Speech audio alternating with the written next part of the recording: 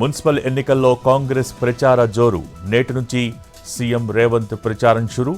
ఇవాళ మిర్యాలగూడకు వెళ్లనున్న ముఖ్యమంత్రి.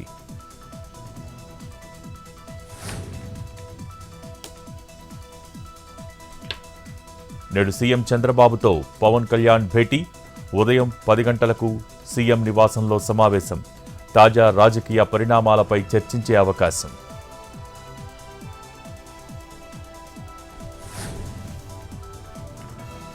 నేడు గుంటూరు జిల్లాకు వైఎస్ జగన్. అంబటి కుటుంబ సభ్యులను పరామర్శించనున్న వైసీపీ అధినేత. ఆయన నివాసానికి వెళ్లి సంఘీభావం తెలపనున్న జగన్.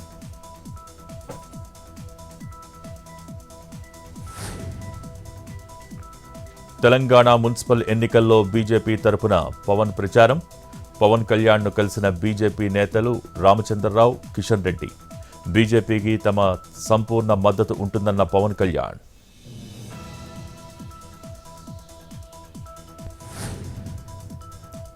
సూర్యాపేట జిల్లా కోదాడలో మాజీ ఎమ్మెల్యే నిరసన. 11వ వార్డు కౌన్సిలర్ అభ్యర్థిని కిడ్నాప్ చేసి నామినేషన్ విత్డ్రా చేయించారని ఆగ్రహం.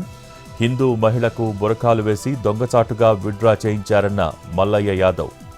బెదిరింపులకు దిగిన వారిపై చర్యలు తీసుకోవాలని డిమాండ్.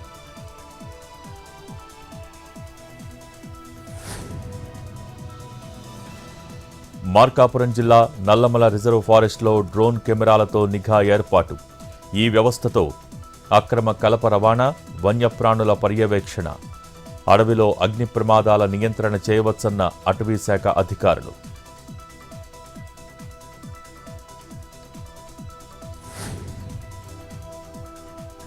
నెల్లూరు జిల్లా ఏఎస్పేటలో కార్డన్ సెర్చ్ నిర్వహణ. గ్రామంలోని షఫాబావి సెంటర్ వద్ద ఉన్న ఇంటింటిని జల్లెడపట్టిన పోలీసులు. సరైన పత్రాలు లేని 25 బైకులు, 2 ఆటోలు సీజ్.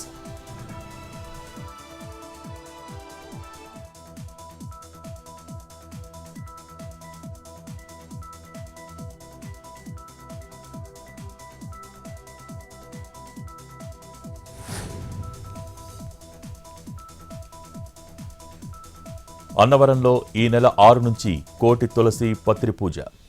10 రోజుల పాటు సాగనున్న ప్రత్యేక పూజలు. భారీగా తరలిరానున్న భక్తులు. ఇబ్బందులు తలెత్తకుండా అధికారుల ఏర్పాట్లు.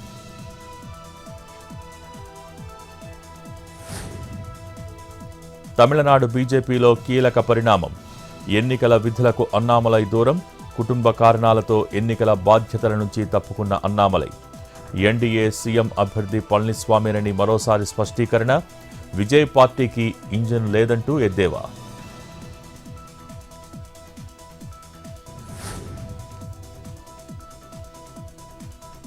ఆధార్తో పాన్ లింక్ రూల్తో 2,000 కోట్లు. ట్యాక్స్ రిటర్న్ ఆలస్యం రూల్ ద్వారా 7,000 కోట్లు. ఛార్జీల రూపంలో బ్యాంకులకు వచ్చిన ఆదాయం వివరాలు వెల్లడించిన కేంద్ర మంత్రి.